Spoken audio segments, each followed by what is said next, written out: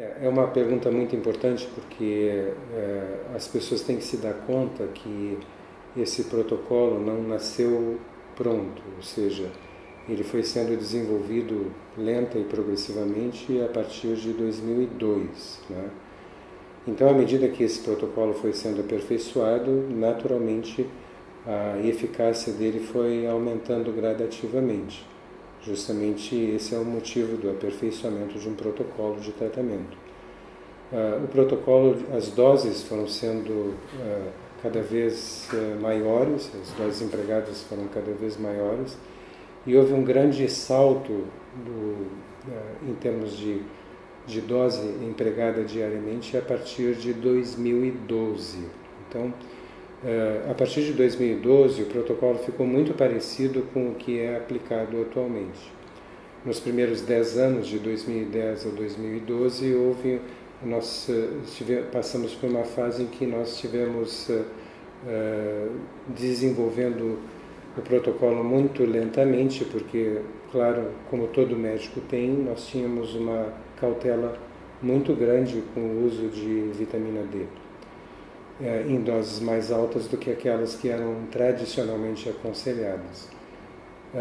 Então, essa eficácia que eu vou descrever é uma eficácia que nós temos observado mais ou menos de 2013 para cá, com doses mais elevadas de vitamina D, porque foi nessa época que nós conseguimos individualizar a dose de acordo com os exames de laboratório de cada paciente. Em outras palavras, cada paciente tem o seu nível de resistência aos efeitos da vitamina D, que aparentemente é herdado geneticamente. Aparentemente não, ela é herdada geneticamente. Uma grande parcela da população tem uma resistência aos efeitos da vitamina D, e essa resistência não é a mesma para todas as pessoas portadoras de doenças autoimunitárias e nem é a mesma para um grupo de pessoas que é portador de uma mesma doença autoimunitária. Então, se nós tomarmos como exemplo, por exemplo, os pacientes com esclerose múltipla, que compõem o maior grupo de pessoas tratadas dessa forma, nós temos uma estimativa grosseira que cerca de 95% dos pacientes tem 100% de benefício. Então, e 5% dos pacientes não alcançam todo o benefício que poderiam. Vamos tentar definir o que é 100% de sucesso em 95% dos pacientes portadores de esclerose múltipla. Então, se você recebe aqui um paciente que teve 1 ou 2 ou 3 surtos de esclerose múltipla nos últimos, vamos dizer assim, 2 anos, e nenhum desses surtos deixou uma sequela permanente, eles foram tratados a tempo com pulsoterapia de corticoides, né, administrados por via intravenosa em ambiente hospitalar. E eles recuperaram todas as sequelas que desenvolveram durante o surto. Então eles vêm aqui livres de sequelas e dispostos a iniciar o tratamento. Então essas pessoas não vão ter mais, a nossa expectativa é que elas não tenham mais nenhum surto e que não tenham mais lesões, novas lesões na ressonância nuclear magnética.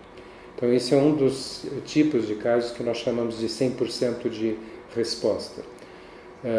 Outro tipo de caso que nós chamamos de 100% de resposta, vamos dizer que é um paciente que também teve 2, 3, 4, 5 surtos nos últimos 2 anos e no último ano ocorreram surtos em que a pessoa não recuperou completamente as sequelas do surto com a pulsoterapia. Mas essas sequelas ocorreram no último ano, antes de ele começar com o tratamento ele ou ela começar com o tratamento de vitamina D em altas doses. Então essas pessoas vão recuperar essas sequelas, porque não são sequelas antigas, e vão ter uma vida tal como a primeira pessoa, o primeiro caso, em que não vai ter mais surtos, vai recuperar a sequela recente, com menos do que 1 ano de idade, e não vai ter mais novos surtos nem novas lesões na ressonância. Esse caso a gente também chama de 100% de sucesso. O terceiro caso, que nós chamamos de 100% de sucesso, é uma pessoa que tem, vamos dizer, esclerose múltipla há 5, 6 anos, né? E vamos dizer que ele tem sequelas que têm mais do que 1 ano de idade, que não reverteram com a pulsoterapia, e tem sequelas que têm menos do que 1 ano de idade. Então ele tem sequelas antigas, definidas como mais do que 1 ano de idade, e sequelas novas, definidas como sendo sequelas que se instalaram com menos do que 1 ano antes de começar o tratamento.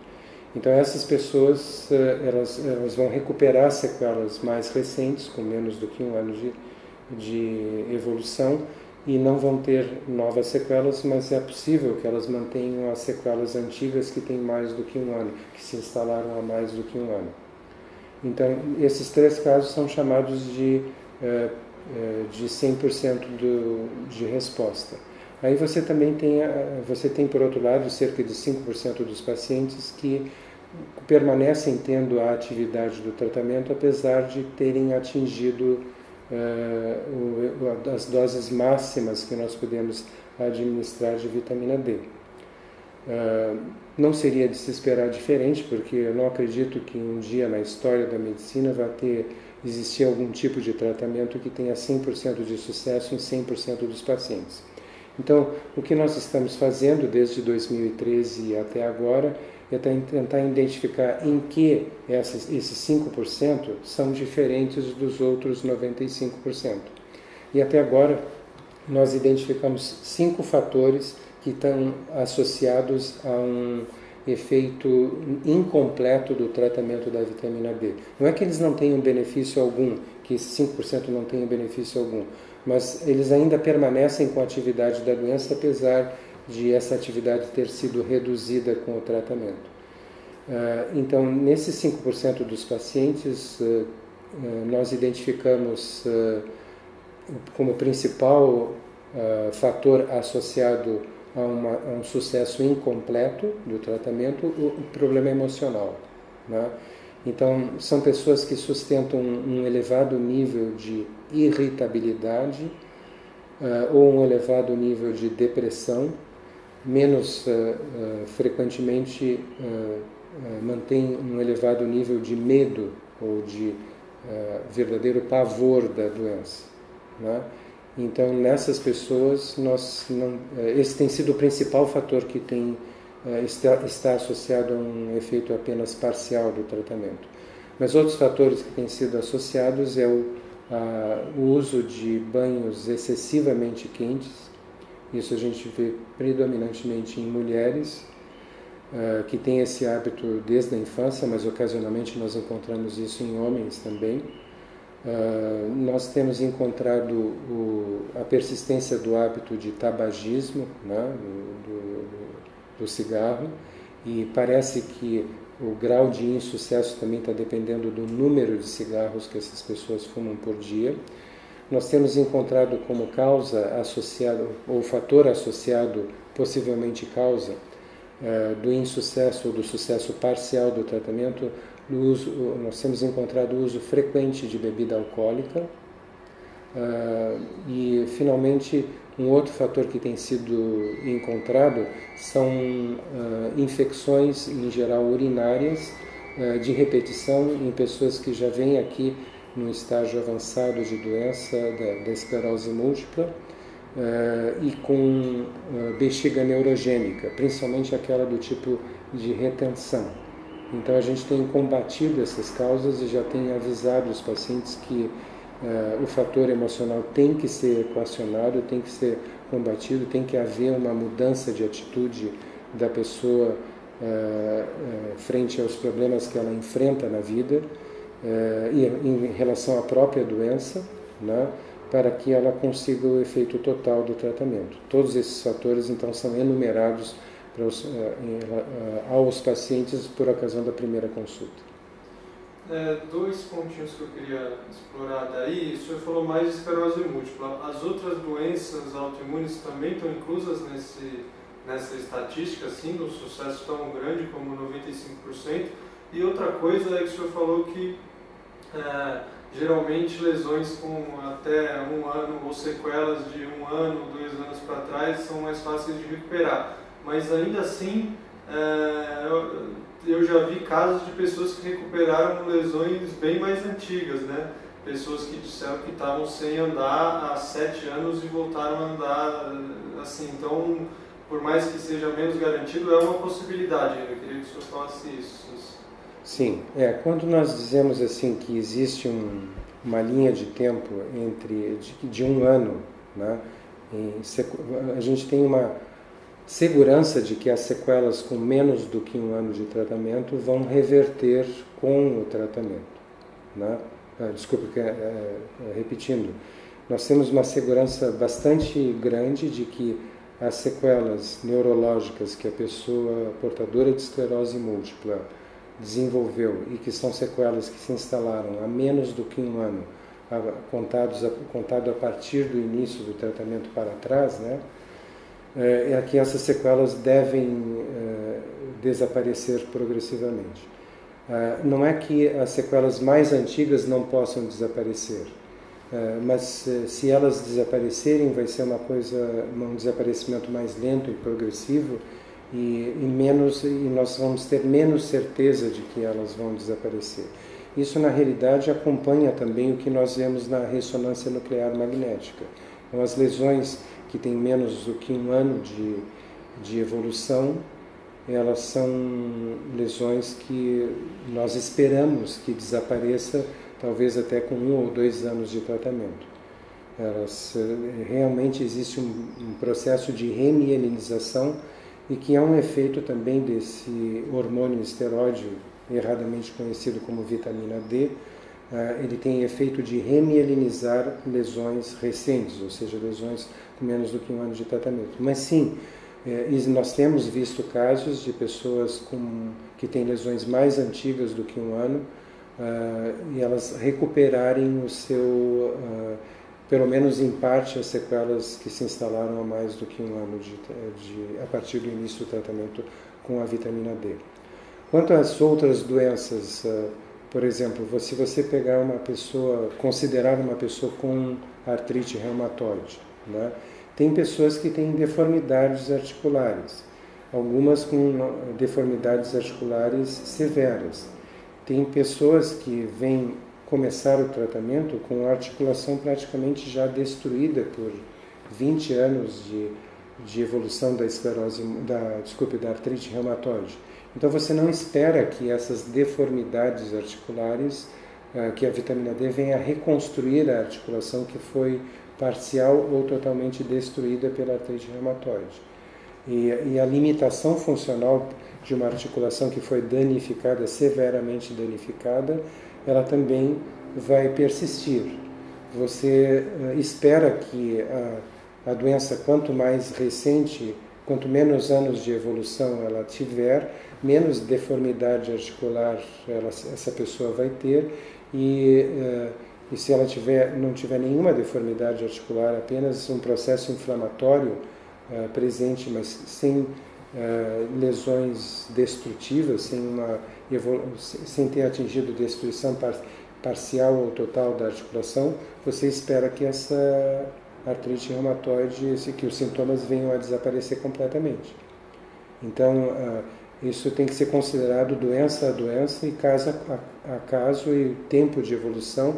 Às vezes você tem casos de artrite reumatoide que têm décadas de evolução e não provocaram deformidades articulares evidentes. Tem pessoas, quando acontecem em outras doenças, inclusive na esclerose múltipla, que tem um quadro benigno de evolução da doença, né? Talvez porque tem um nível mais leve de resistência aos efeitos da vitamina D, talvez porque também tem uma deficiência menos severa de vitamina D, e talvez porque tem um estado emocional, uma característica de personalidade sob o aspecto emocional não tão profundamente ou cronicamente afetado quanto outras pessoas, já que o emocional, como a gente teve já a oportunidade de explicar várias vezes, é fundamental para o sucesso do tratamento, o recondicionamento emocional, a mudança de uma atitude emocional. Isso é absolutamente importante para que o tratamento não seja arruinado numa pessoa que mantém profundo grau de irritabilidade, profundo grau de depressão ou de revolta com as limitações que ela tem, né, para que ela consiga atingir todo o benefício que nós esperamos proporcionar com esse tratamento.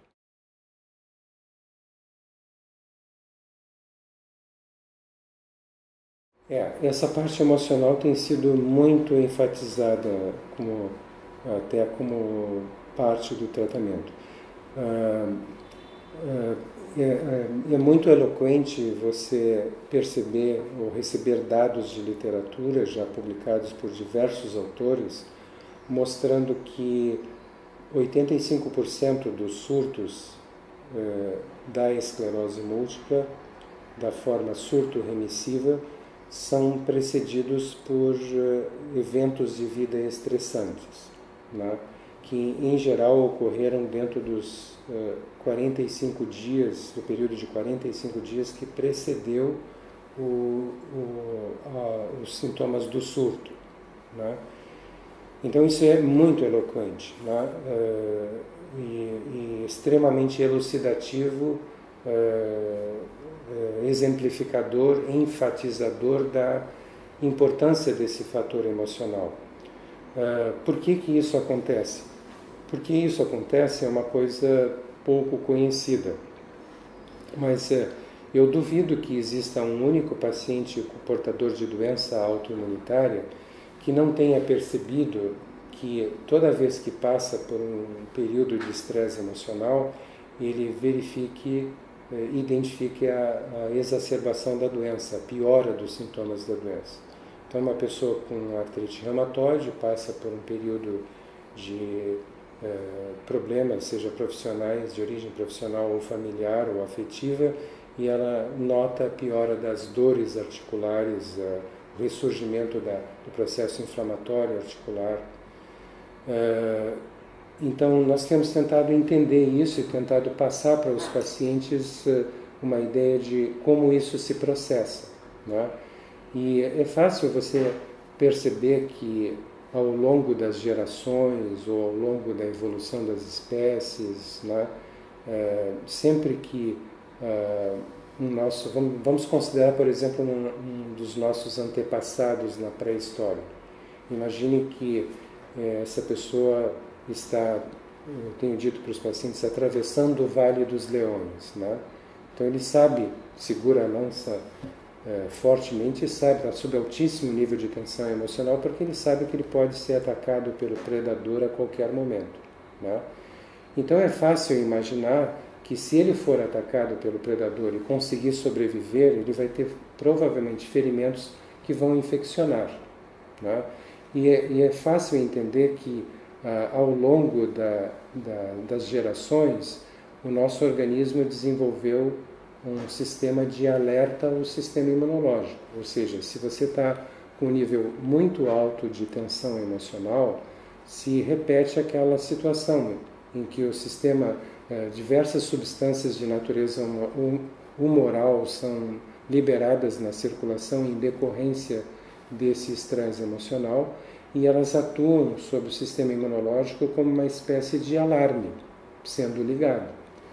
Então, um alto nível de tensão emocional, tal como ocorria na pré-história, em geral precedia a ocorrência de ferimentos que iriam infeccionar, fazem hoje em dia, mesmo sem a ocorrência dos ferimentos, mas por um estresse no trabalho, por um estresse familiar, por um estresse afetivo, né, você verifica que o sistema imunológico é acionado, entra em estado de alerta, né, e se esse sistema imunológico está desregulado, porque esse indivíduo é portador de uma resistência aos efeitos imunorregulatórios desse potente hormônio conhecido como vitamina D, né?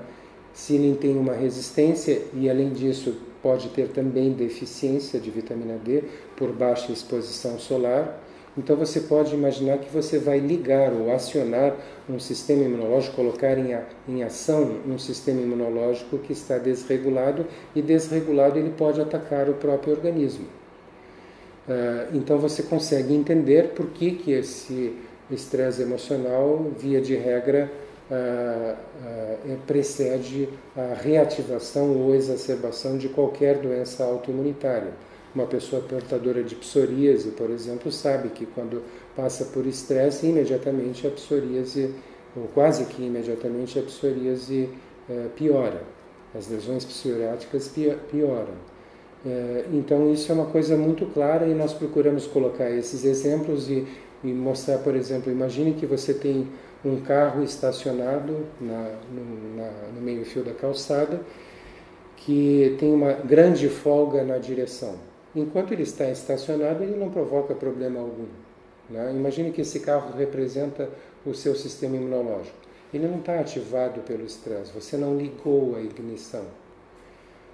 Muito bem. Aí imagina que você agora resolve sair com esse carro. Então você liga a ignição e sai andando com esse carro.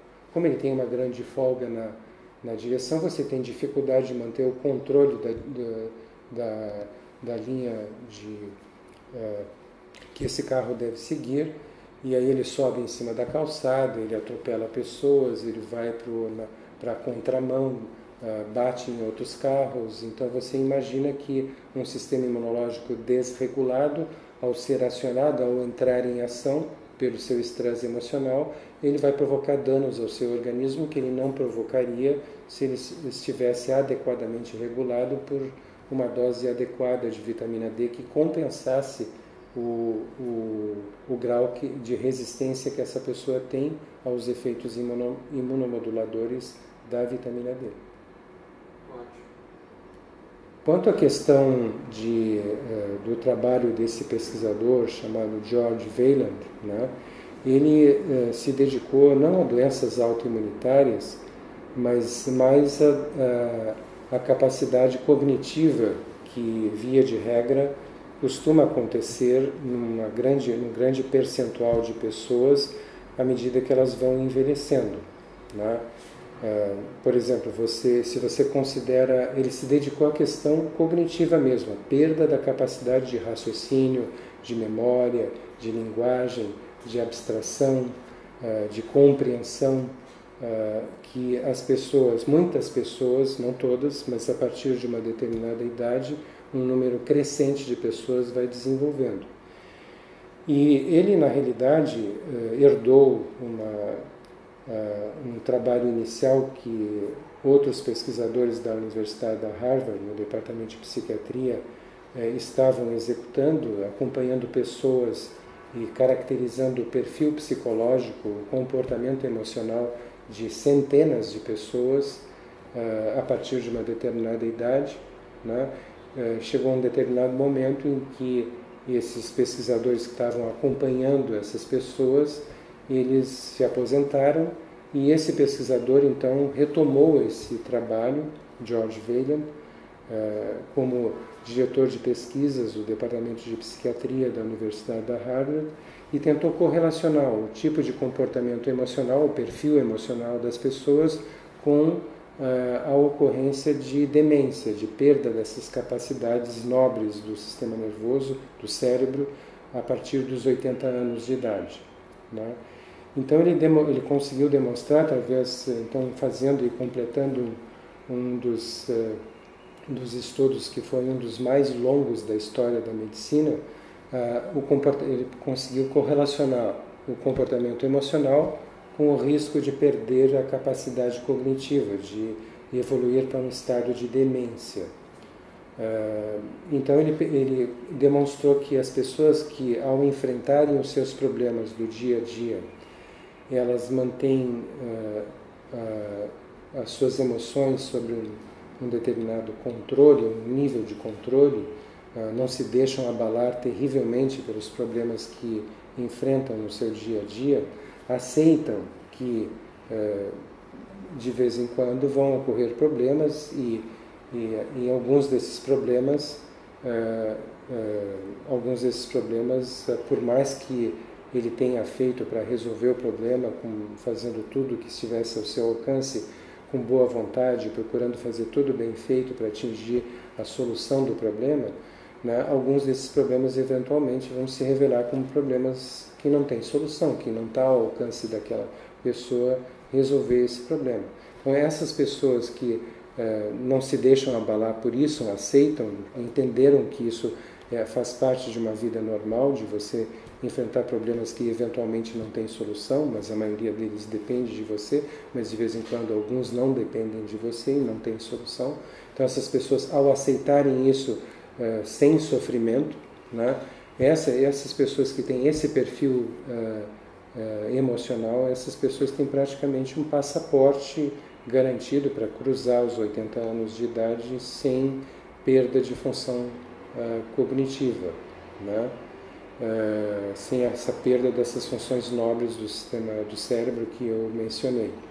Ao contrário, aquelas pessoas que mantêm alto nível de irritabilidade, que sofrem por antecipação, que se angustiam muito por problemas corriqueiros, essas pessoas têm alto risco de desenvolver doenças neurodegenerativas a partir de uma determinada idade.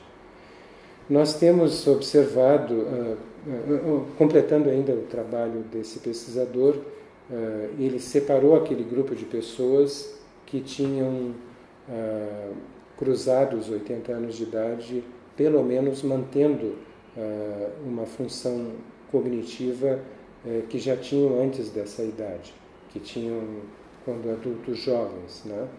Ele separou essas pessoas e procurou verificar se havia, pensar nesse grupo de pessoas, aquelas pessoas que ao longo do processo de envelhecimento haviam não só mantido a função cognitiva, mas haviam ganho função cognitiva durante o processo de envelhecimento. Eram aquelas pessoas mais velhas que eram consideradas verdadeiros sábios na comunidade a qual eles pertenciam, e que eram procurados por pessoas mais jovens em busca de conselhos, né? E ele verificou que essas pessoas elas tinham três características de personalidade marcantes, que era alta capacidade de não guardar ressentimentos, grande capacidade de guardar gratidão e um traço marcante de altruísmo na personalidade, ou seja, eram pessoas que se sentiam bem ao ajudarem outras pessoas sem receberem nada em troca. E essas pessoas que têm essas características, então, elas, além de manterem um emocional estável no enfrentamento dos seus problemas, elas têm uma perspectiva de alcançar uma idade avançada até ganhando função cognitiva. Se nós tentarmos explicar esses resultados com base em outros trabalhos feitos por outros pesquisadores, hoje nós sabemos, e isso foi comprovado no cérebro humano desde 1998, que nós todos os dias produzimos milhares de novos neurônios a partir de células-tronco, né? E essa produção de novos neurônios pode ser maior ou menor neste ou naquele indivíduo em comparação com outros indivíduos. E essa produção de novos neurônios sofre a ação, basicamente, a influência basicamente de dois fatores. É um fator que seria assim, o seu emocional. Então, um estado de depressão, por exemplo, está associado a baixa produção de novos neurônios. Então, são as pessoas que se mantêm deprimidas, elas não conseguem repor, através da produção diária de neurônios novos, aqueles neurônios que elas perdem. E elas, no decorrer dos anos, elas vão ter uma quantidade progressivamente menor de neurônios e, por isso, vão estar sob o risco de desenvolver uma doença dita neurodegenerativa ou de perderem as suas capacidades nobres de raciocínio, linguagem, compreensão, abstração. Por outro lado, as pessoas que mantêm uma atitude emocional positiva, elas não têm esse bloqueio da produção de novos neurônios. Então, esse fator emocional é um dos dois fatores importantes para a questão de quantos neurônios nós estamos produzindo no nosso dia a dia. Quantos neurônios novos nós estamos acrescentando ao nosso cérebro e onde nós estamos acrescentando, em que parte do nosso cérebro nós estamos acrescentando novos neurônios. O outro fator é o fator de quanto nós estamos utilizando, com que frequência nós estamos usando o nosso cérebro e qual área do nosso cérebro nós estamos utilizando. Então, se você, por exemplo, considera uma pessoa que adora música e está aprendendo a tocar piano, se ele é uma pessoa que pratica o ato de tocar piano a cada momento que lhe sobra no seu dia a dia, então essa frequência faz com que as áreas do cérebro que coordenam o movimento dos dedos, que percebem o tom das notas musicais, que acompanham o ritmo da música, essas áreas do cérebro, ao serem utilizadas com muita frequência, elas produzem substâncias que são sinalizadoras e que se difundem pelo tecido nervoso, atraindo novos neurônios recém-formados para integrarem os neurônios que já existem nessa área. De tal forma que, ao longo do tempo, essa pessoa vai estabelecendo nas áreas que ele necessita para executar o toque do piano, o uso do teclado, ele vai acrescentando mais e mais neurônios nessas áreas, estabelecendo uma rede neural muito mais rica, que é o que possibilita a esse indivíduo adquirir aquela habilidade. Se você for considerar uma pessoa que, por exemplo, chega aos 65 anos e se aposenta, e você tem dois tipos de indivíduos que atingiram essa situação. Um deles tem, por exemplo, uma personalidade altruísta muito forte, o outro nem tanto. Então você vai ver que o indivíduo que tem uma personalidade altruísta muito forte é uma pessoa que não vai se conformar em ficar em casa sem fazer nada, né? Então ele vai, por exemplo, buscar uma atividade de voluntariado, né? Nessa atividade de voluntariado, ele vai ter que enfrentar problemas e resolver problemas. Então veja, as áreas do cérebro que nós utilizamos para resolver problemas, para enfrentar situações, são áreas do cérebro que vão continuar produzindo aquelas substâncias sinalizadoras que chamam novos neurônios justamente para aquela área. Então você vai manter a sua capacidade de resolver problemas, porque você não está mantendo essas áreas que resolvem problemas inativas, elas estão mantendo a sua atividade. Então, ao longo do processo de envelhecimento, esse indivíduo vai continuar produzindo neurônios novos que vão repor os neurônios que eventualmente ele perca nessas áreas que solucionam problemas. E uma coisa muito importante, ao continuar mantendo o seu cérebro em atividade numa situação de voluntariado, por exemplo, essa pessoa vai continuar sentindo-se útil, né? E esse sentimento de utilidade sendo preservado vai manter a autoestima, e mantendo a autoestima, esse indivíduo vai ficar longe de um processo depressivo, né? Ao contrário, aquele indivíduo que não tem esse sentimento de altruísta tão importante e encara a época da aposentadoria como férias permanentes, ele na realidade está se iludindo, porque passam-se meses, talvez um ano ou dois, e esse indivíduo de repente percebe que ele perdeu o seu sentimento de utilidade. Ninguém mais necessita dele. Ele está apenas sendo uma pessoa que está sendo sustentado pela comunidade onde ele vive, através de uma aposentadoria. Então o que vai acontecer? No momento em que eu olho para mim mesmo e vejo assim, puxa, se eu desaparecer da face da Terra amanhã, ninguém vai sentir falta. Eu perco o meu sentimento de utilidade, e essa perda do sentimento de utilidade leva junto a minha autoestima e eu fico vulnerável à depressão. Ficando vulnerável à depressão, eu estou prejudicando a produção de novos neurônios, ao mesmo tempo em que eu não estou demandando a produção de novos neurônios para que eles migrem para as áreas do cérebro que solucionam problemas. Então, pouco a pouco, eu produzo menos neurônios, por produzir uma quantidade menor de neurônios e por não chamar esses novos neurônios para as áreas do cérebro que solucionam problemas, essas áreas do cérebro que solucionam problemas vão tendo uma quantidade de neurônios cada vez menor. A população de células nervosas vai diminuindo progressivamente, justamente onde? Justamente nas áreas do cérebro que eu necessito manter ativas e eficazes na solução de dos problemas que eu devo enfrentar. Pouco a pouco, à medida que os anos vão passando, esse indivíduo vai tendo uma quantidade menor de neurônios e vai diminuindo nessas áreas e vai diminuindo a capacidade de solucionar problemas. Daqui a pouco passam-se, por exemplo, 5 anos e ele percebe que problemas que ele solucionava, entre aspas, com o pé nas costas, na época em que ele ainda trabalhava, não estava aposentado, agora ele não consegue ter ideia de como solucionar esses problemas.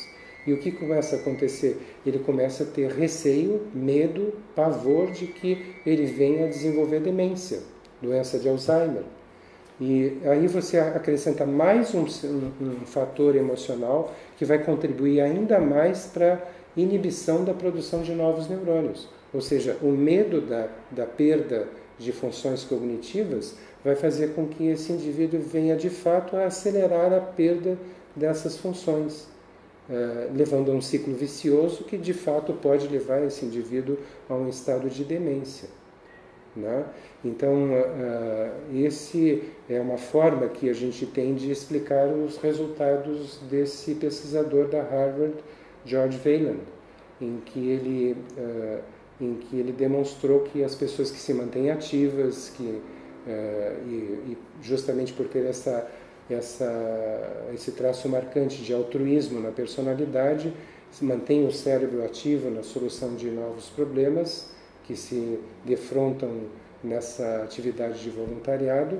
Com quem eles se defrontam nessa atividade de voluntariado, essas pessoas mantêm as suas funções cognitivas e podem até melhorar a sua capacidade cognitiva à medida que vão envelhecendo. Só para fechar esse assunto, o senhor acha que dá para considerar essa transformação interior, por exemplo, de pacientes de doenças autoimunes que vão transformar a maneira como enxergar a vida, como lidar com os seus problemas e passar a cultivar algumas dessas questões que o senhor falou, do altruísmo, da gratidão? Será que dá para imaginar que isso possa estar relacionado com uma eventual cura para essas doenças, inclusive? O senhor imagina isso de alguma maneira? Eu imagino que sim, porque nós temos verificado o quanto um estado emocional positivo ou negativo influencia a evolução dessas doenças, né? Nós temos vários exemplos, né, de pessoas que já tinham se estabilizado. Você mencionou pessoas que depois de um certo tempo, já tendo sequelas antigas, começam a fazer o tratamento e mesmo com essas sequelas antigas começam a regredir. Essas pessoas são as pessoas que mantêm o mais alto nível de positividade, de encarar o futuro de uma forma positiva, otimista, né? Você observa isso. E por outro lado, eu sinceramente não vi nenhuma pessoa que tenha buscado o nosso auxílio por qualquer doença autoimunitária que seja uma pessoa calma e tranquila. Isso parece ser, de fato, no nosso entender, quase um pré-requisito para uma pessoa desenvolver uma doença autoimunitária. Não é que eu posso dizer que não é que ela seja uma pessoa estressada, mas ela pode ter se tornado uma pessoa estressada. E assim como isso pode ser um pré-requisito para ela desenvolver a doença, isso também pode ser um pré-requisito para sustentar a progressão da doença ou a atividade da doença, pelas razões que nós já consideramos relativas à questão do sistema imunológico. Eu acho que vale muito a pena acrescentar algumas coisas em relação ao trabalho desse pesquisador da Harvard, George Whalen, que seria assim observações pessoais, por exemplo, relativas, por exemplo, à doença de Parkinson, né? Não é uma doença autoimunitária, é uma doença neurodegenerativa, né? Mas nós temos encontrado uma atitude emocional típica até hoje, sem nenhuma exceção, em mais de 1.000 pessoas portadoras de doença de Parkinson que nós acompanhamos nos últimos 10, um pouco mais do que 10 anos. São pessoas que têm muito medo, né? Desde que se conhecem por gente, a vida e o comportamento delas é comandado por esse medo, mesmo que não deixe transparecer, né? Então, esse medo gera um comportamento típico. Então, por exemplo, quando essas pessoas começam a trabalhar numa determinada profissão, elas são consideradas pessoas de um alto nível de responsabilidade e altamente confiáveis. Porque toda tarefa que é dada, é colocada sob a responsabilidade dessa pessoa, gera angústia, medo e preocupação. Medo, angústia, preocupação relativas ao quê? A que alguma coisa dê errado nesta tarefa que foi confiada a ele, né? Então, o que ele faz? Ele procura, regido por esse medo, ele procura se cercar de todas as precauções para que nada dê errado, né? E por isso são consideradas pessoas de alta responsabilidade e que muito cedo na sua empresa, na empresa onde eles trabalham, eles conseguem uma promoção. E eles não são, ao serem promovidos, eles não encaram essa promoção, não sentem essa promoção com grande euforia. Pelo contrário, elas recebem essa promoção com mais angústia, né? Porque são mais responsabilidades. Alcançou agora o cargo de chefia do setor da empresa, onde ele era apenas um funcionário, mais um funcionário dentre 30 funcionários que trabalham naquela seção. Agora ele é responsável por toda a seção.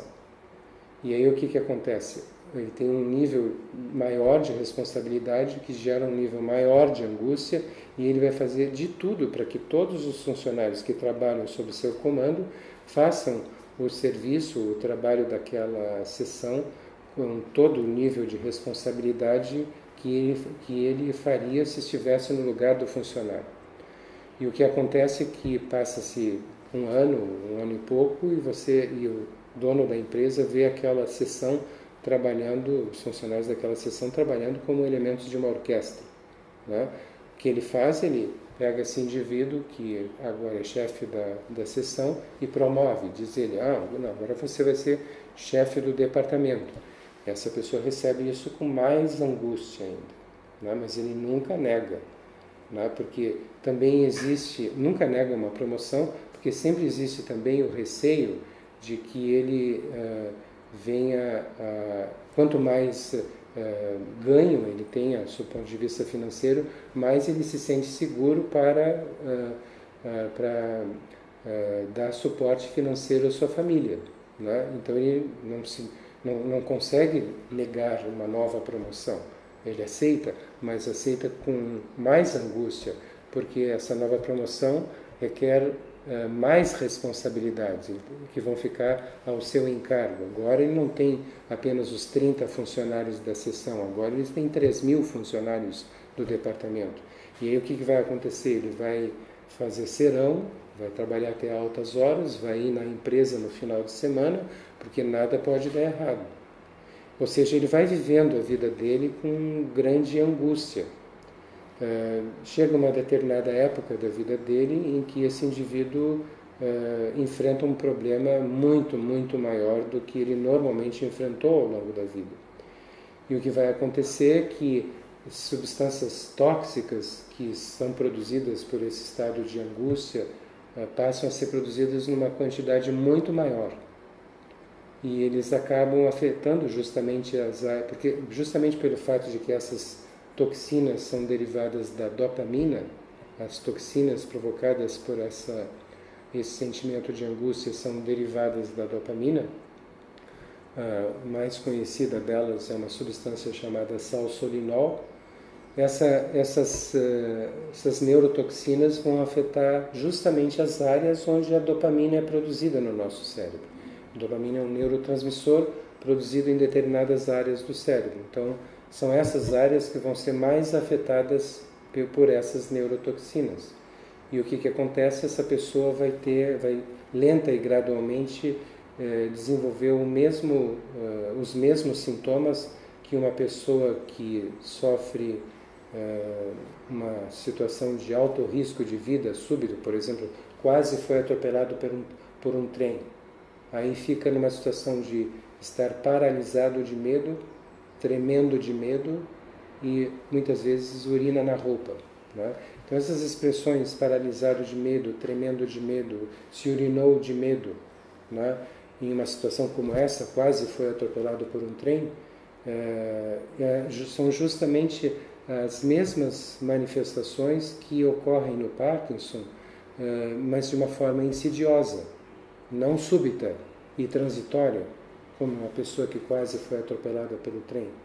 Mas, pouco a pouco, a pessoa que está desenvolvendo doença de Parkinson, ela vai sentindo o braço mais rígido, por exemplo, ao caminhar ele oscila menos, começa a ter tremores, né? Por exemplo, vamos dar um exemplo mais concreto para que isso fique bem claro. Imagine uma pessoa que é um alto executivo, já de uma certa idade, 55, 60 anos de idade, e que sofre uma dor de origem cardíaca, que nós chamamos de angina. Vai num pronto-socorro cardiológico, é submetido a um cateterismo cardíaco. Aí dizem a ele, olha, você tem que ser operado de urgência, amanhã nós temos que estar com você no bloco cirúrgico, porque nós vamos colocar 2 pontes de safena, uma ponte de mamária, 3 estentes para salvar a sua vida, né? Então essa pessoa vai para o bloco cirúrgico numa situação de pavor, porque ele está sob alto risco de vida, né? Então você imagina que aquelas neurotoxinas provocadas pelo estado de pavor passam a ser produzidas em grande quantidade. Mas imagine que a cirurgia é bem sucedida, que tudo correu bem, que esse indivíduo está recebendo alta já depois de 1 semana ou 10 dias de hospitalização e já está apresentando os primeiros tremores na mão direita, por exemplo. Aí o cirurgião torácico diz assim, olha, você tem que procurar um neurologista porque tem que ver qual é a causa desses tremores. Aí ele vai procurar um neurologista e o neurologista diz assim, olha, você tem Parkinson.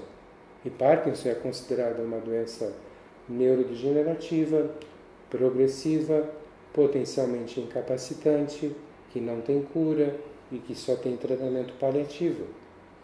Veja o que acontece agora. Você, ao receber essa notícia, esse indivíduo que sempre esteve extremamente angustiado por pequenos problemas do dia a dia, né?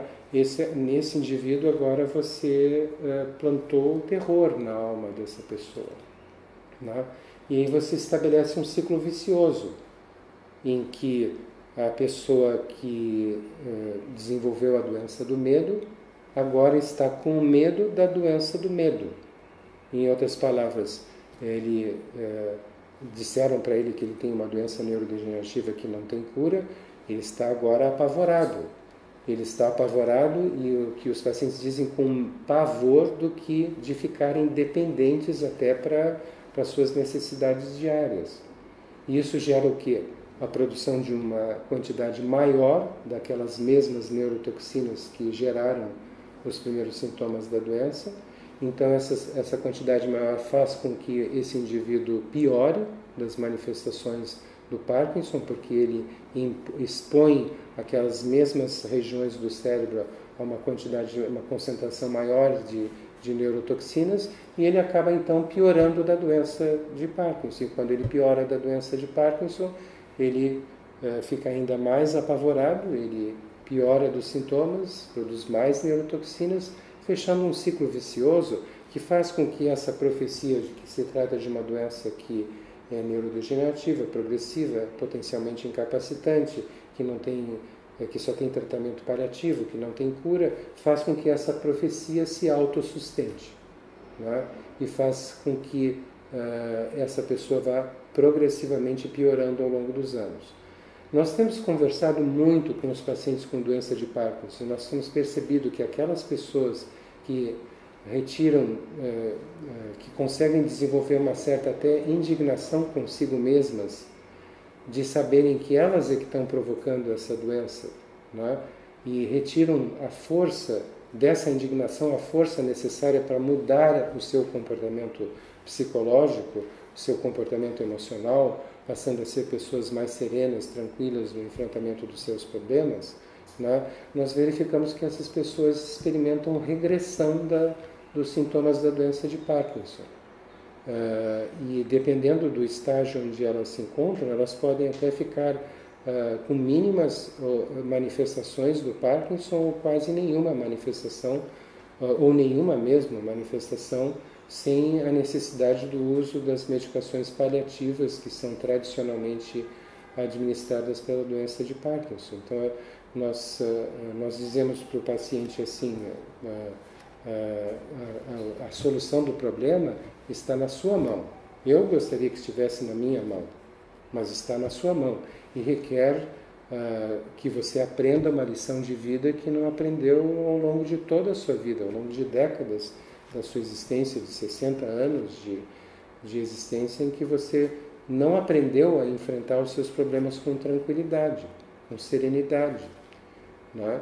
E nós percebemos, nós temos centenas de casos que poderiam servir como exemplo, que as pessoas que mudam a sua atitude emocional, então passam a ser pessoas corajosas, tranquilas, serenas, inclusive sem medo da própria doença, do medo que seria a doença de Parkinson, né? Porque as pessoas com doença de Parkinson, a gente tem dito para os familiares entenderem como é que é o comportamento psicológico dessas pessoas, elas vivem a própria vida como se fossem protagonistas de um filme de terror. Elas são sempre apavoradas com qualquer coisa que possa surgir. Quando desenvolvem Parkinson, é o terror total, né? Que faz com que a doença piore. Então, nós temos dito, se você mudar o seu comportamento, se conseguir extrair da indignação de saber que você mesmo é que está provocando essa doença, conseguir extrair desta indignação a força necessária para mudar o seu comportamento psicológico, mesmo que eu não lhe passe absolutamente nenhuma prescrição, você vai ver essa doença regredir lenta e gradualmente. As prescrições que eu possa fazer podem auxiliar, mas você só vai conseguir auxiliar no sentido de acelerar essa regressão. Mas não vai haver essa aceleração e não vai haver essa regressão, pelo contrário, vai até haver progressão apesar do uso dessas medicações, se você não mudar o seu comportamento emocional, passar a ser uma pessoa completamente diferente daquela que foi ao longo de 50 ou 60 anos da sua existência até agora. Os indivíduos que de fato conseguem retirar essa força da indignação de saberem que estão sendo consumidos na fogueira do próprio medo, né, estão se deixando carbonizar na fogueira do próprio medo, essas pessoas experimentam a regressão dessa doença.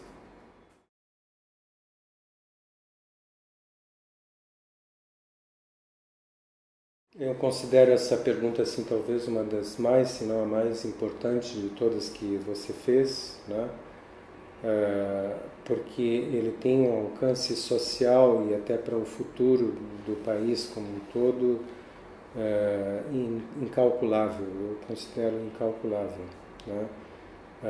A deficiência de vitamina D hoje em dia é considerada uma pandemia mundial, né?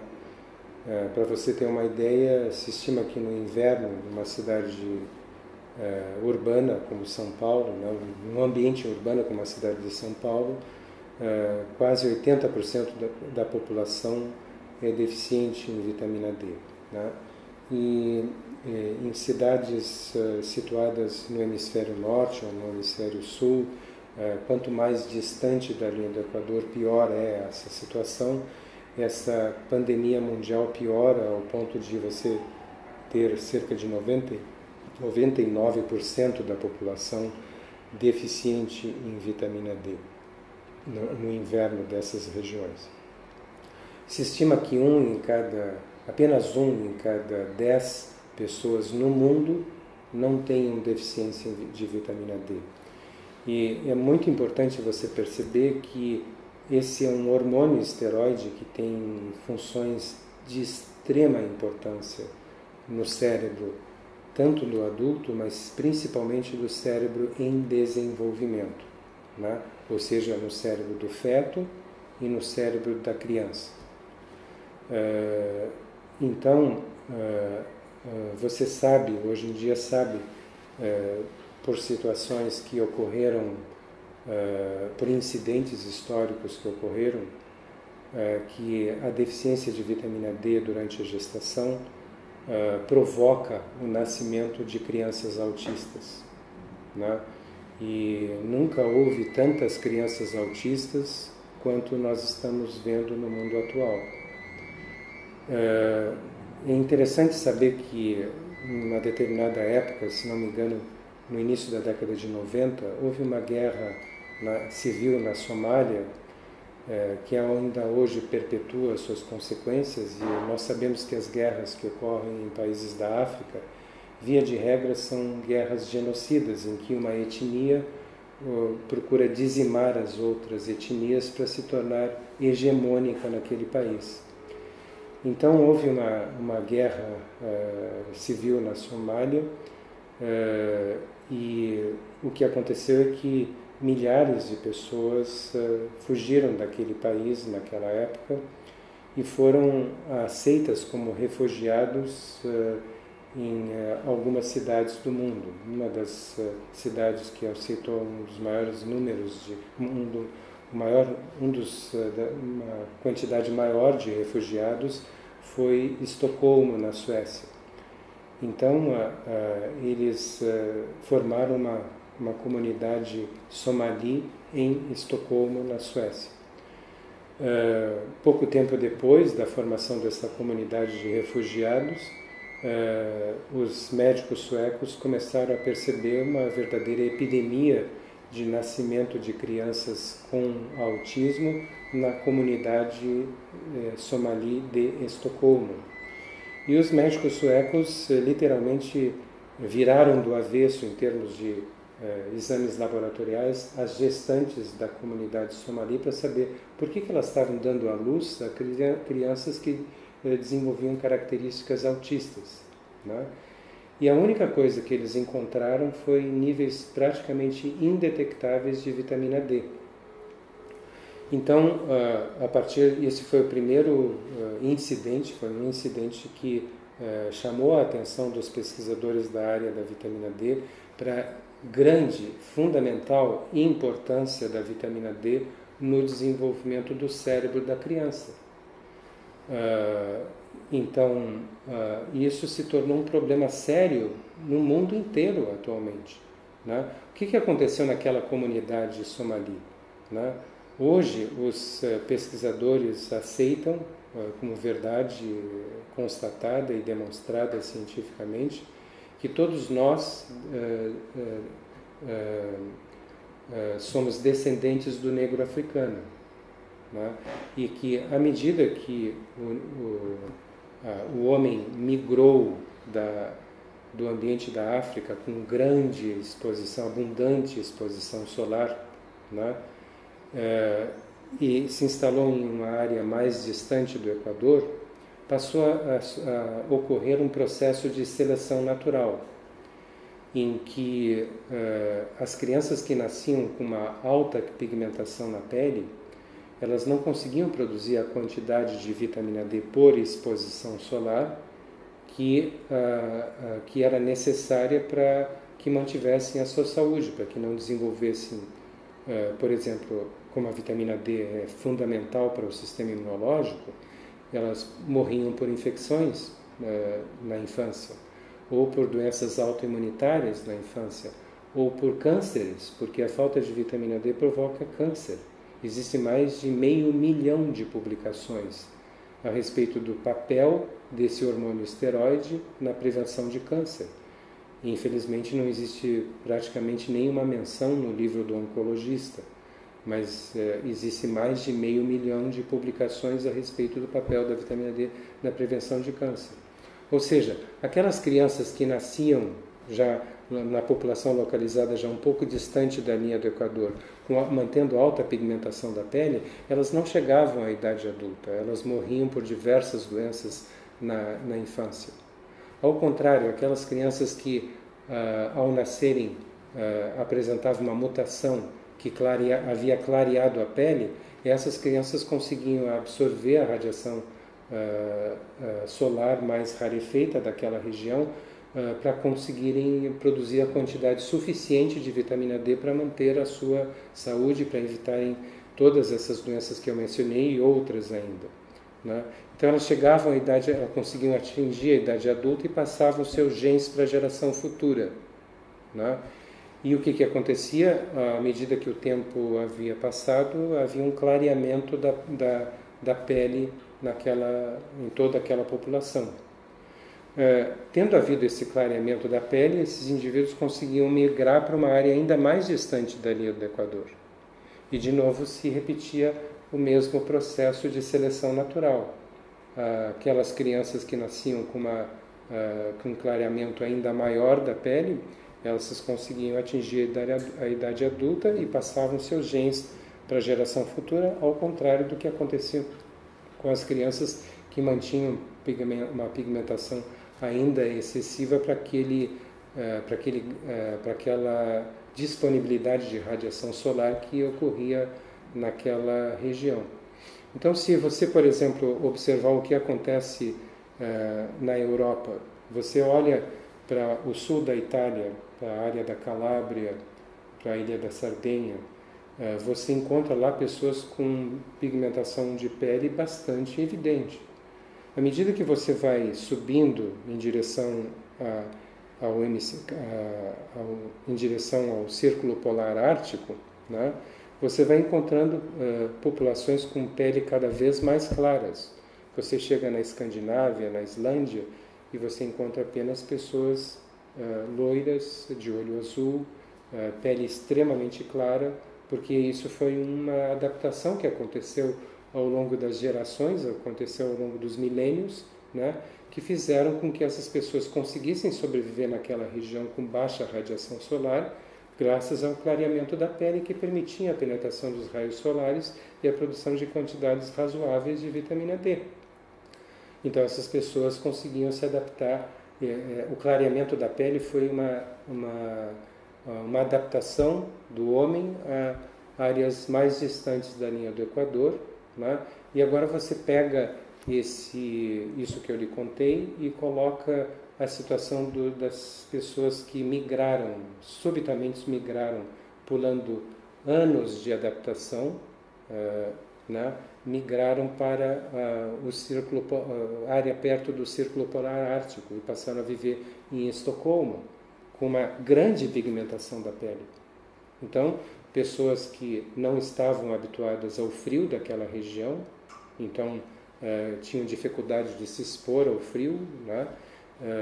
Então ficavam muito confinadas a um ambiente entre quatro paredes, sem exposição solar, e mesmo que se expusessem ao sol, a quantidade de radiação solar era insuficiente devido à alta pigmentação da pele que bloqueava a penetração dos raios solares. Essa exposição solar naquela região era insuficiente para produzir quantidades adequadas de vitamina D. o que aconteceu com essas pessoas, gestantes com níveis inadequados, muito baixos, quase indetectáveis ou indetectáveis de vitamina D, davam à luz a crianças autistas porque essas crianças se desenvolveram dentro do útero materno, desenvolveram seu cérebro com níveis quase níveis muito baixos de vitamina D. Então o desenvolvimento cerebral dessas crianças foi altamente prejudicado por falta desse hormônio esteroide, que é absolutamente imprescindível para o nosso sistema nervoso central, principalmente para as pessoas que são mais vulneráveis à falta desse hormônio, que é as pessoas que estão tendo o seu cérebro em desenvolvimento. Aí você coloca nesse contexto a questão da pandemia mundial, em que 9 dentre cada 10 indivíduos no mundo são deficientes em vitamina D. Imagina a questão das gestantes, como é que fica, né? Então isso está dando origem a crianças que ao nascerem se mostram um comportamento autista, né? Quando atingem, ou outras crianças que quando atingem a puberdade desenvolvem esquizofrenia, né? Então hoje tem vários estudos relacionando não só o autismo, mas também a esquizofrenia, o distúrbio bipolar, indivíduos que durante a fase de desenvolvimento do cérebro, intrauterina e pós-natal, tiveram níveis muito baixos de vitamina D. Então, crianças, estudos foram feitos demonstrando que crianças que nasceram de mães com níveis baixos de vitamina D têm alto risco de desenvolver esquizofrenia na adolescência, distúrbio bipolar quando adultos, né? Então você imagina o quanto isso é importante para o desenvolvimento cerebral. Ao contrário, o que está se verificando é que se você dá uma dose realista de vitamina D para uma gestante, e o que é uma dose realista, né? É uma dose de 10.000 unidades por dia para a gestante, que é uma dose que você produz por 20 a 30 minutos de exposição solar, dependendo do horário em que você está exposto ao sol, sem uso de protetor solar, deixando pelo menos os braços e pernas expostos à luz direta do sol. Você produz facilmente essa quantidade de vitamina D. Então, se você dá essa dose realista, e não a dose que foi produto de um erro de cálculo e que é utilizada pela grande maioria dos médicos, não só no Brasil, mas em todo o mundo, porque ela foi aconselhada por um instituto denominado Instituto de Medicina, ou Institute of Medicine, nos Estados Unidos.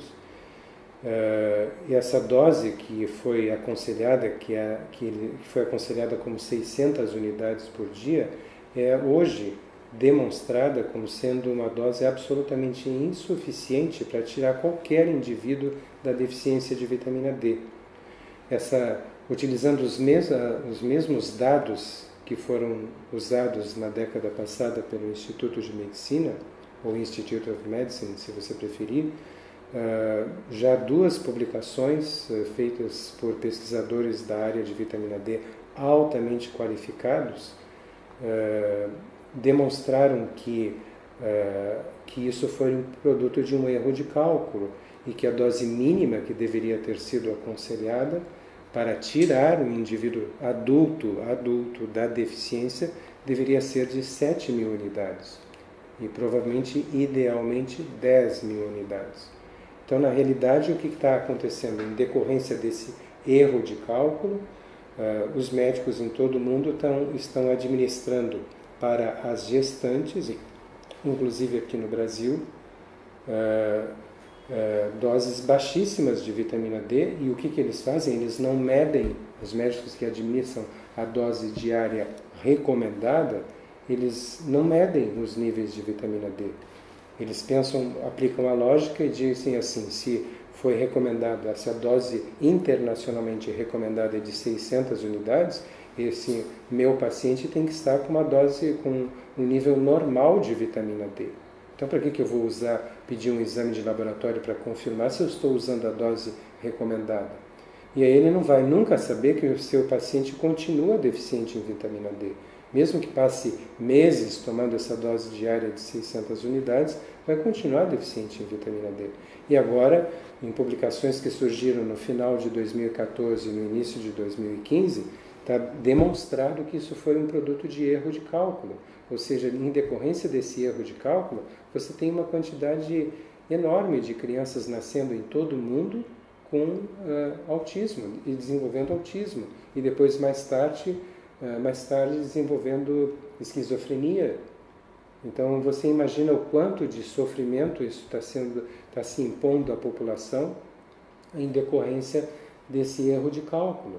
E nós ficamos extremamente preocupados pensando assim, agora, isso estando demonstrado que foi um erro de cálculo, quanto tempo vai passar? Anos, talvez, para que os médicos percebam que eles foram mal informados. Principalmente os obstetras não estão dando doses que deveriam dar para retirarem a gestante que está sob seus cuidados da deficiência de vitamina D, com profundas e lamentáveis consequências para o futuro desse indivíduo e, por extensão, para o futuro de um país inteiro. Ao administrarmos doses realistas de vitamina D, que são doses que, como eu disse, podem ser produzidas por 20 a 30 minutos de exposição solar sem protetor solar, deixando pernas e braços expostos ao sol, num horário adequado, entre 10 da manhã e 4 da tarde, apenas alguns minutos, insuficiente para deixar sequer a pele discretamente avermelhada e, portanto, insuficiente para produzir câncer de pele. Mas se você der essa dose por via oral para gestantes todo dia, o que nós temos observado é relatos impressionantes das mães que voltam ao nosso consultório com a criança já com alguns meses ou um ano de idade ou até mais. Então nós temos relatos de mães que dizem assim, doutor, estou impressionada, meu bebê com 1 mês estava gargalhando. Outra mãe diz assim, doutor, a minha bebê assustou o pediatra. E aí eu pergunto, mas como assustou o pediatra? Doutor, o pediatra foi fazer aquele teste, estalando os dedos no lado do ouvido para ver se a criança olhava, teste de audição, e a criança olhou para o dedo do pediatra, olhou para o pediatra, aí o pediatra fez do outro lado, ela olhou também, olhou para o pediatra, estendeu a mãozinha e tentou estalar os dedos, né, com 10 meses de idade. Então a gente tem visto um desenvolvimento psicomotor incrível nessas crianças. Então você imagina, né, o impacto que teria, né, se nós tratássemos adequadamente essa pandemia mundial, porque 9 dentre cada 10 pessoas no mundo com deficiência de vitamina D, você imagina a quantidade de crianças que nós estamos hoje, que estão hoje nascendo do Brasil e que poderiam, no mundo inteiro, não só no Brasil, mas nós estamos considerando o país que está sob a nossa responsabilidade como adultos. Então você imagina o impacto que teria se você desse doses realistas de vitamina D, de 10 mil unidades por dia, para todas as gestantes no Brasil, se você suplementasse. Porque, veja, hoje em dia houve uma mudança de comportamento na sociedade absurda, porque hoje em dia nós colocamos filtro solar, infelizmente os dermatologistas endemonizaram a exposição solar, quando na realidade é uma questão de você racionalizar o tempo de exposição. Você não precisa de um grande tempo de exposição capaz de provocar câncer de pele. Você precisa de 20, 30 minutos de exposição solar. E dependendo da área de corpo exposta ao sol, por exemplo, se você estiver vestindo roupas próprias da piscina ou da praia e ficar deitado sob o sol, em 10 minutos você pode produzir 20 mil unidades de vitamina D. E quando você chega a esse nível de produção, a própria pele desliga a produção, porque o organismo aprendeu que vitamina D em excesso pode fazer mal, pode ser tóxica, então ela interrompe a produção. Então, dependendo da área de corpo exposta ao sol, dependendo do horário, dependendo do não uso de protetor solar, poucos minutos são capazes de produzir uma quantidade fisiológica de vitamina D, 10.000, 20.000 unidades, tem que ser considerada uma dose fisiológica porque é produzida por poucos minutos de exposição ao sol.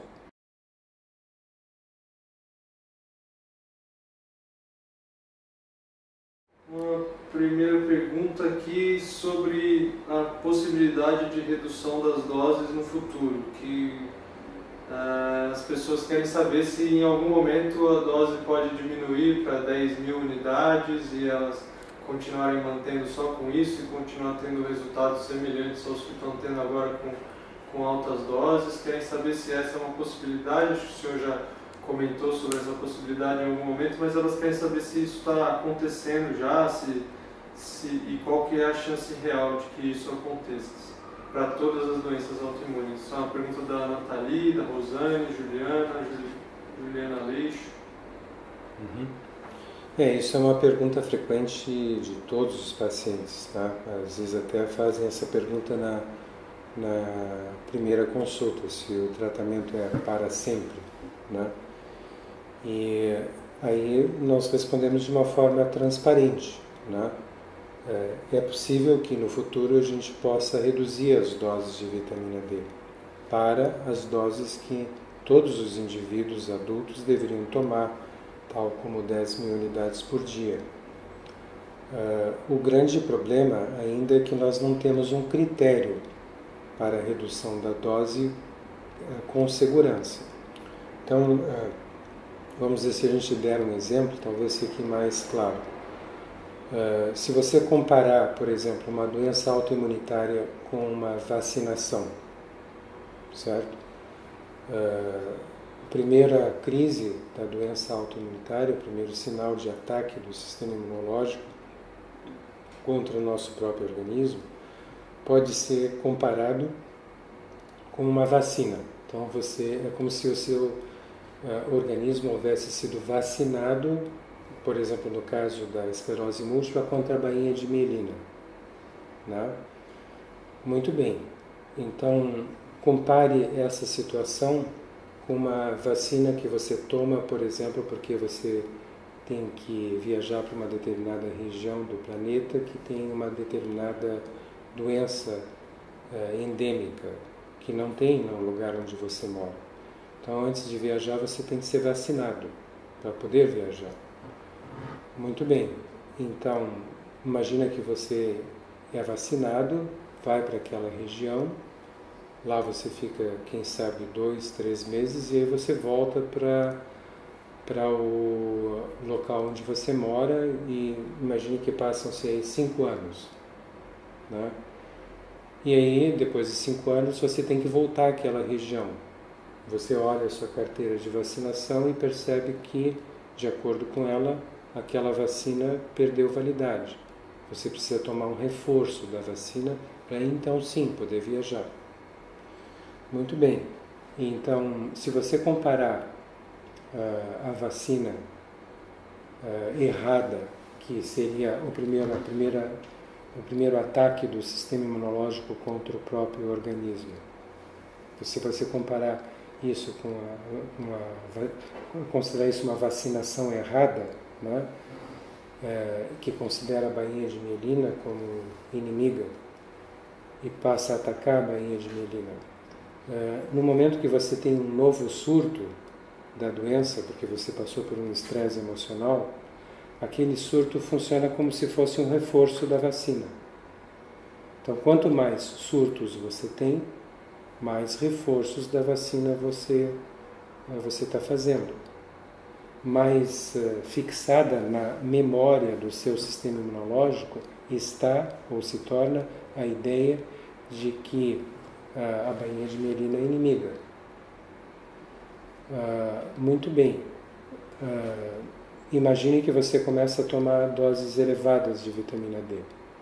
Aí essa dose elevada de vitamina D bloqueia seletivamente o programa de atividades que o seu sistema imunológico utiliza para atacar assim ao próprio organismo, mas potencializa os programas que o sistema imunológico executa para destruir vírus, bactérias, micro-organismos em geral. Ele bloqueia só aquele programa errado, tá? O que acontece? Você para de ter o reforço da vacina errada, que são os surtos da esclerose múltipla, as exacerbações da doença autoimunitária de uma forma geral. Então, é possível que ao longo dos anos, à medida que vão passando os anos, o seu sistema imunológico vai esquecendo da mensagem da vacina, ou seja, aquela vacinação errada vai perdendo a sua validade. E passados alguns anos, décadas ou anos, você possa baixar o nível de vitamina D para a dose que todo mundo deveria tomar, mas não ficar sem vitamina D, mas para uma dose de 10 mil ou 20 mil, que não requer uma dieta restrita, e você não ter mais a doença porque o seu sistema imunológico esqueceu da vantagem, da mensagem errada daquela vacinação inadequada. Né? Muito bem, então isso teoricamente é possível e é a nossa expectativa. Qual é o nosso problema aqui? É que nós não sabemos por quanto tempo nós vamos ter que manter essa dose elevada de vitamina D, bloqueando o programa errado de atividades do sistema imunológico, para que a vacinação errada perca a sua validade. Esse é o nosso problema, nós não sabemos ainda. Em outras palavras, nós não temos um critério para dizer aquele indivíduo já pode baixar o seu nível de vitamina D para a dose que todo adulto deveria tomar para fazer prevenção, para se manter fora da faixa de deficiência. E aquele outro não, aquele outro precisa manter aquela dose alta de vitamina D. Nós não temos esse critério, nós não temos um exame laboratorial que nos possa nos dar segurança de suspender essas doses altas de vitamina D. E se nós retirarmos essa vitamina D precocemente, esse indivíduo pode ter um novo surto. Então, nesse momento quando nós damos alta entre aspas, depois de cerca de 4 consultas feitas em 2 anos, para portadores de doenças autoimunitárias, nós não suspendemos a vitamina D, nós não dizemos, você está curado, nós dizemos, você está com a doença suprimida, mas vai ter que manter por tempo indeterminado a dose de vitamina D que foi ajustada ao longo dessas 4 consultas feitas em 2 anos, por tempo indeterminado, mas vai ser convidado a retornar aqui para que a gente possa fazer uma avaliação, inclusive, entre outros motivos, para saber se agora nós já temos um critério para reduzir a dose de vitamina D. Independentemente disso, é claro que a nossa expectativa é que aquele indivíduo que está com a doença autoimunitária há mais tempo vai ter que manter por mais tempo a dose alta de vitamina D. E aquele indivíduo que teve as manifestações apenas por alguns meses vai estar entre os primeiros a poder reduzir a dose de vitamina D. Por outro lado, aquele indivíduo que aprendeu a controlar suas emoções, não se estressa por problemas corriqueiros do dia a dia, ele provavelmente vai ser um dos primeiros indivíduos que vai poder reduzir a sua dose de vitamina D, porque ele não está, através desse distúrbio emocional, instigando o seu sistema imunológico a atacar o próprio organismo. Né? Então, existem vários fatores que estão em jogo, mas nesse momento nós temos que ser honestos o suficiente e dizer que nós não temos ainda um critério para reduzir a dose de tempo necessário de tratamento, mas nós imaginamos que o tempo vai variar de uma pessoa para outra, mesmo dentro de uma mesma doença autoimunitária.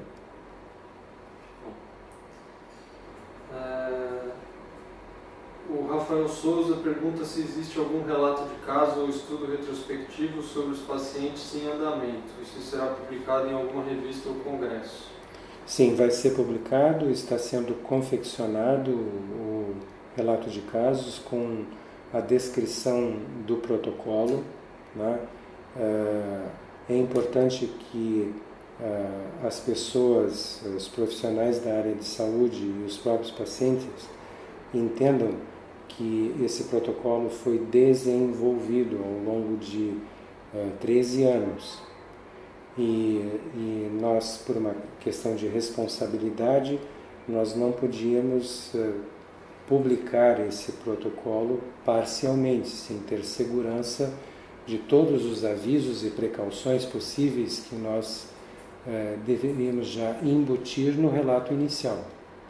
Então nós estamos aprendendo a evitar a intoxicação por vitamina D ao longo da execução desse protocolo, através de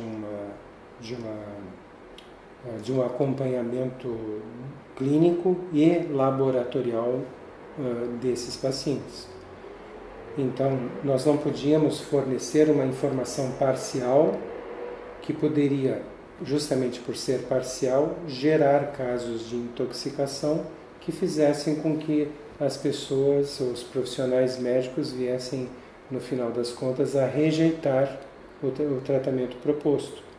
Então, nós precisamos acumular experiência suficiente e passar informação completa quando fizéssemos a primeira publicação.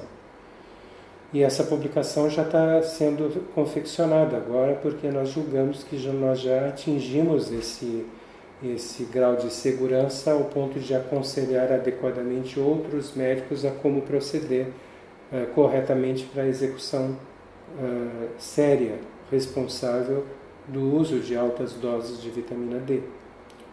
Se nós tivéssemos, por exemplo, publicado isso há 5 anos atrás, nós estaríamos tendo publicado um protocolo que tem apenas um efeito parcial, não tão bom quanto o efeito que tem atualmente, não tão eficaz, num percentual tão grande de pacientes.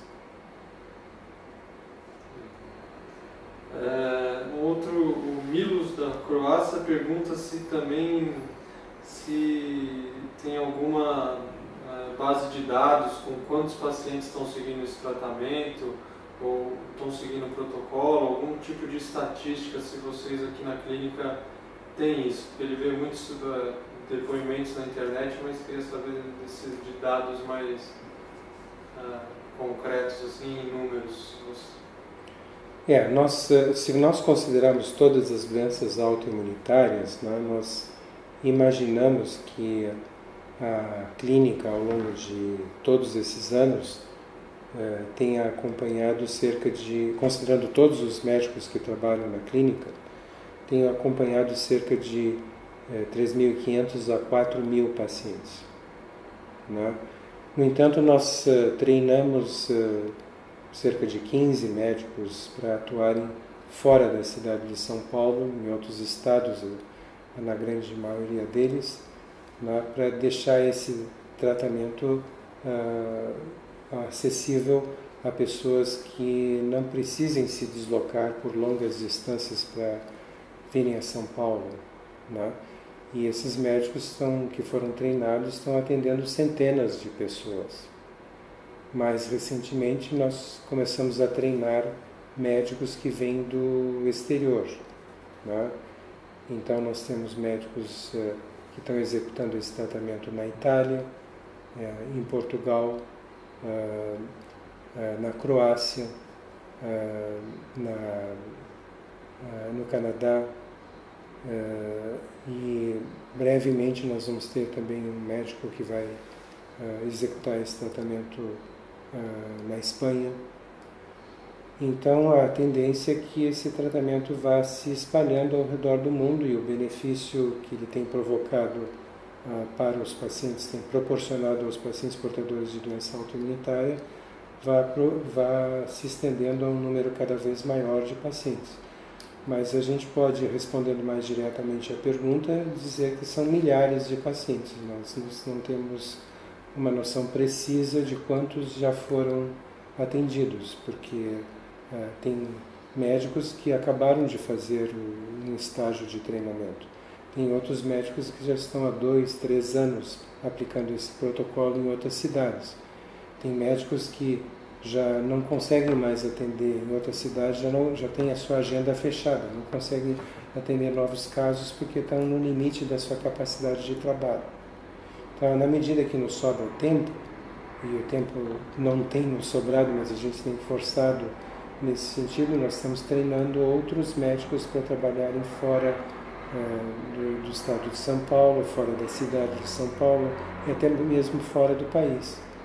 Nós temos, obviamente, dado preferência para pessoas interessadas nesse tratamento que vivem em áreas cada vez mais distantes de São Paulo, justamente para proporcionar o acesso a esse tratamento para pessoas que vivem em áreas distantes e não concentrar tudo ao próximo de São Paulo, obrigando as pessoas a terem que viajar. Por exemplo, nós recebemos pessoas que vieram da Rússia fazer esse tratamento aqui. Nós recebemos pessoas que vieram da Croácia. Nós recebemos pessoas que vieram da Itália, de Portugal, de outras cidades de outros países da América Latina, até dos Estados Unidos. Então, é uma pena que essas pessoas tenham que viajar por distâncias tão longas para ter acesso a um tratamento tão simples. Mas, ao mesmo tempo, é necessário que essas pessoas tenham, que os médicos que estão aplicando esse protocolo estejam recebendo em tempo real todas as atualizações que nós fazemos do protocolo. Então, cada pergunta que um dos médicos que fez um treinamento nos faz, porque está recebendo um paciente diferente, um caso que ele não viu durante o treinamento, a resposta é repassada para todos os outros médicos para que a experiência de cada um vá contribuindo para a experiência de todos os que fizeram o treinamento.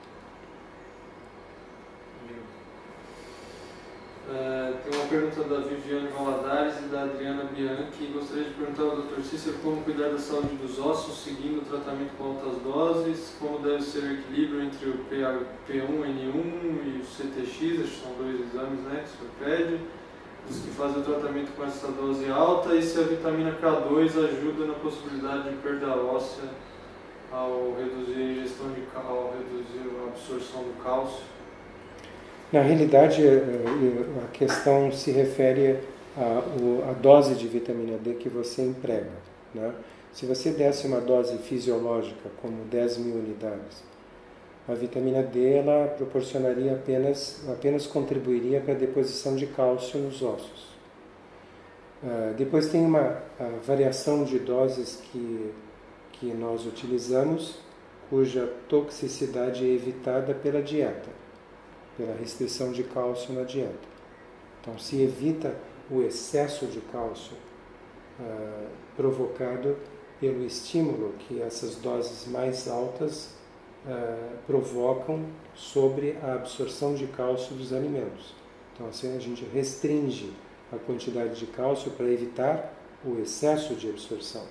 Então, essas pessoas não ficam com falta de cálcio, nós deixamos apenas a quantidade de cálcio que vai ser absorvida sob o forte estímulo de uma dose alta de vitamina D, mas nós deixamos a quantidade de cálcio no alimento, que é a dose de cálcio que o organismo necessita.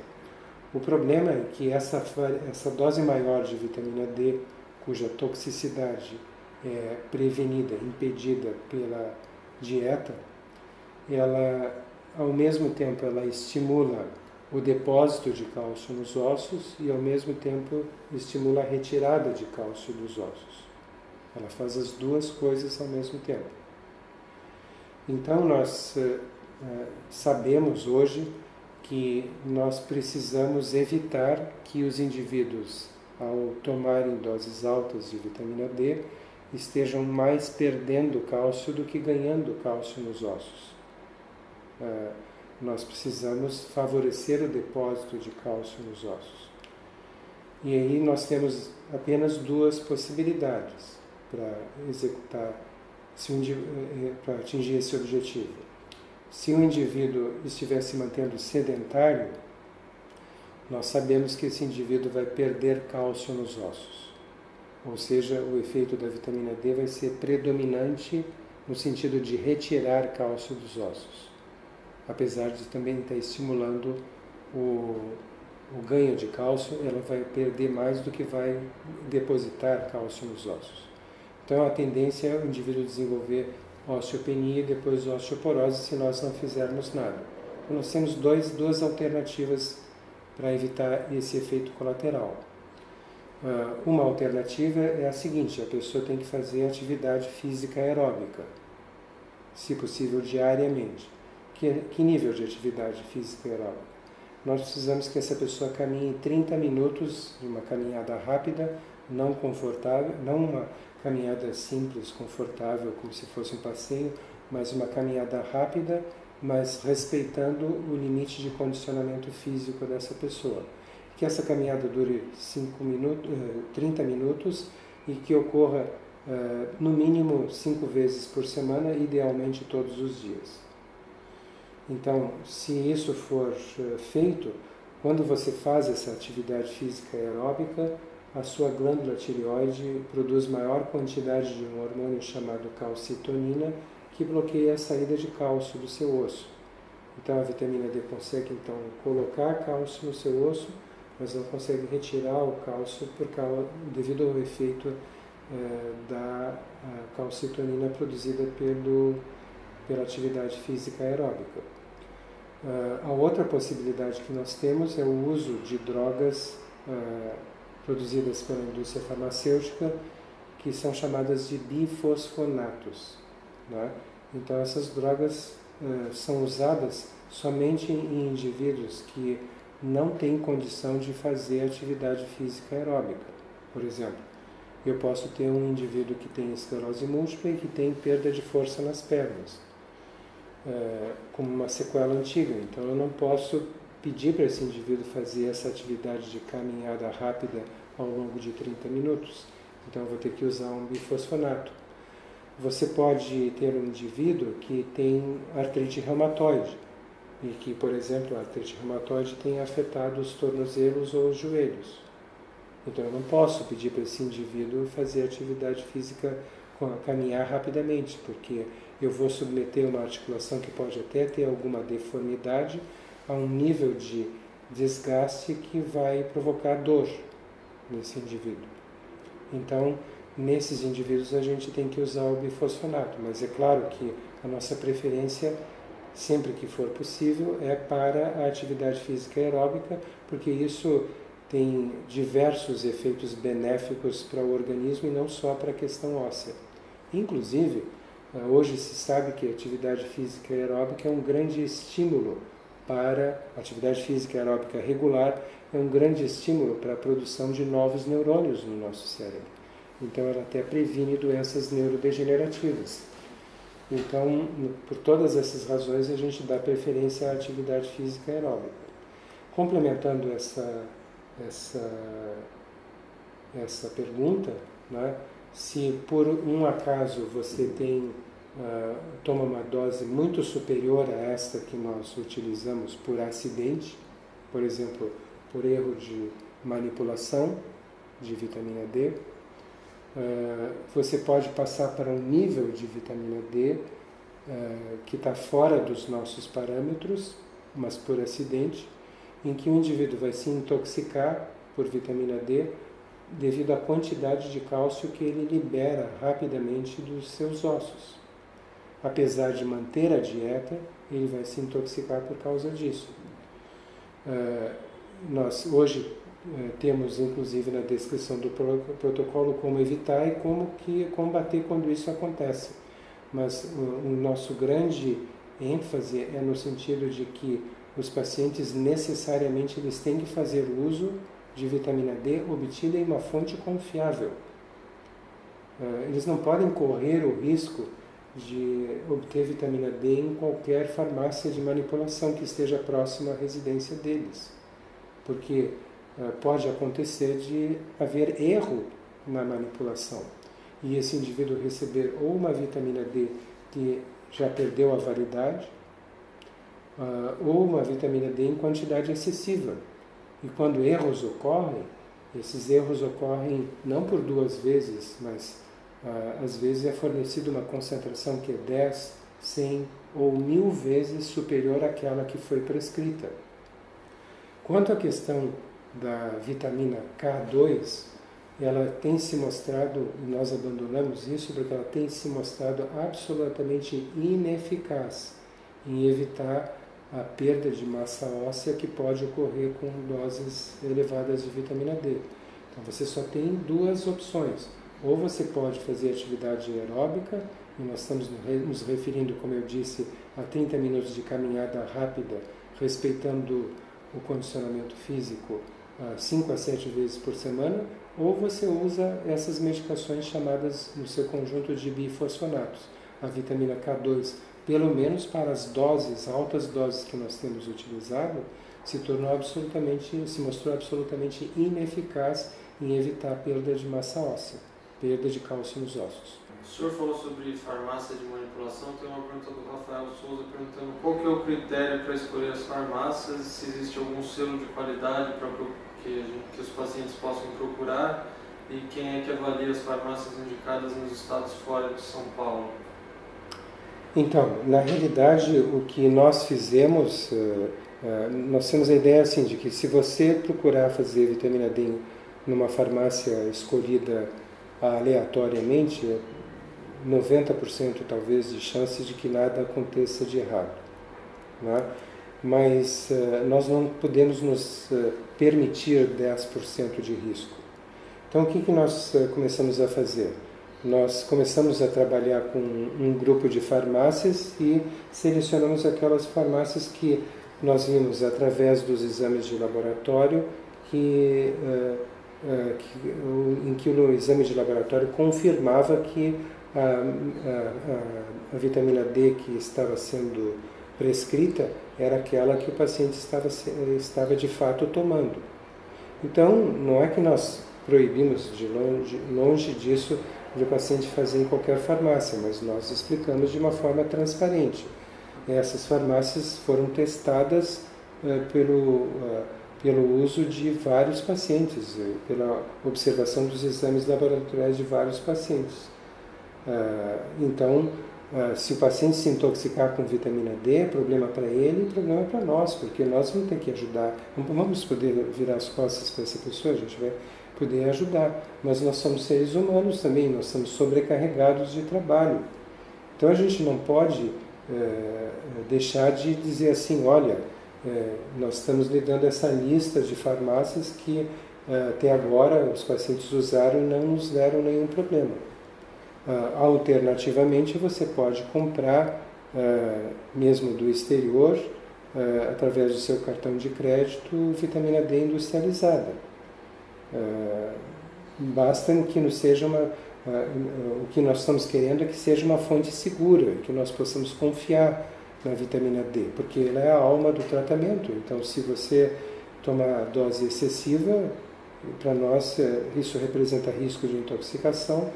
E aí não adianta você ter feito todo um exame de laboratório, um acompanhamento laboratorial para ajustar a dose, porque foi dada uma dose que é 1000 vezes superior àquela que você prescreveu.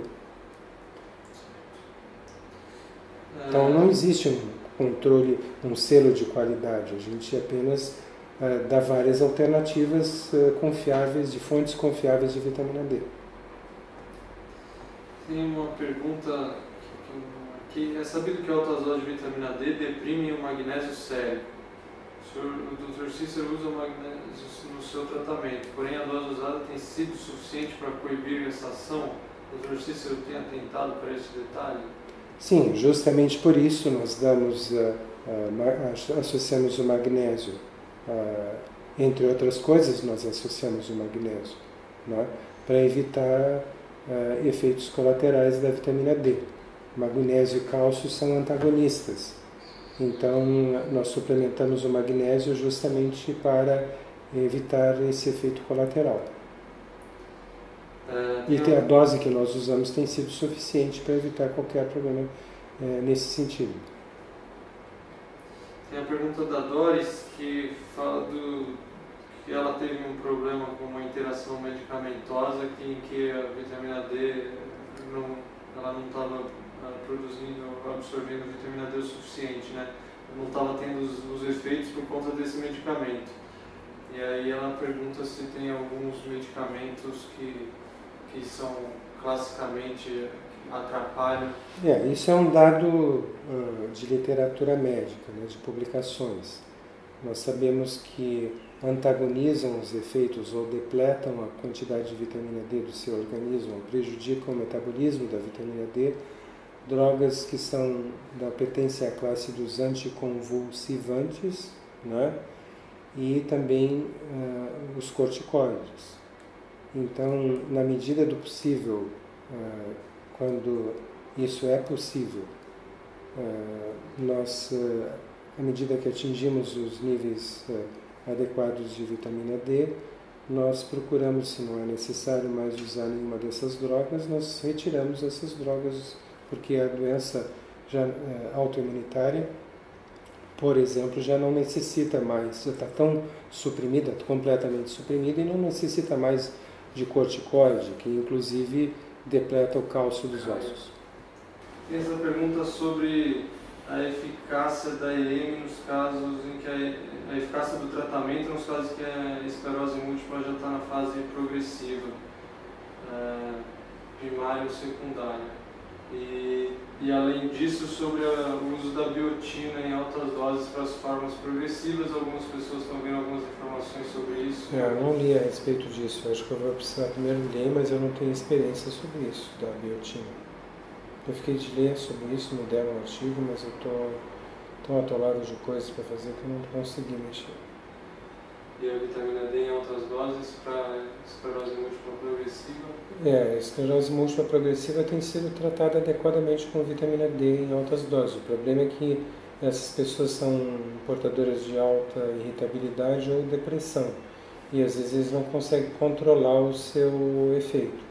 E eu julgo que é muito mais a dificuldade que pode acontecer um pouco maior de controlar esses casos deve ser devida muito mais provavelmente à questão emocional do que propriamente ao tipo de esclerose múltipla, porque nós tivemos muitos casos de forma primariamente progressiva ou secundariamente progressiva que melhoraram com o mesmo protocolo, né?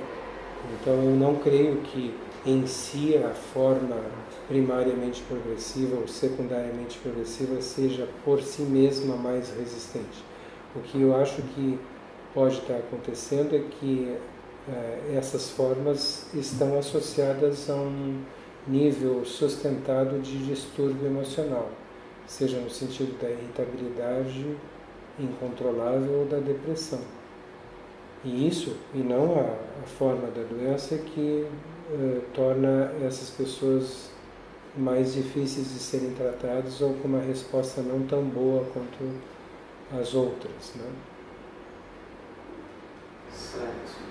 Tem duas perguntas sobre artrite reumatoide, da Juliana Herkenhoff e da Fátima Carvalho. Queremos saber se a artrite reumatoide juvenil pode ser tratada com altas doses, se tem algum paciente sendo tratado e se qualquer médico do protocolo pode estar apto a fazer esse tratamento. Sim, nós temos vários casos de crianças até com artrite reumatoide juvenil, adolescentes e crianças que respondem muito bem ao tratamento, não tivemos nenhum problema. Quanto à questão de médicos que fazem o protocolo aceitarem ou não, isso depende, é muito mais relativo à questão de se o médico aceita tratar crianças, né? Porque nós não temos nenhum pediatra entre os médicos que trabalham com protocolo, ou eles não aceitam tratar crianças porque preferem tratar apenas adultos, que é para o qual eles foram treinados. Mas o protocolo, sim, pode ser usado no tratamento de qualquer criança com doença autoimunitária. A grande questão tem se relacionado à questão do diabetes infanto-juvenil.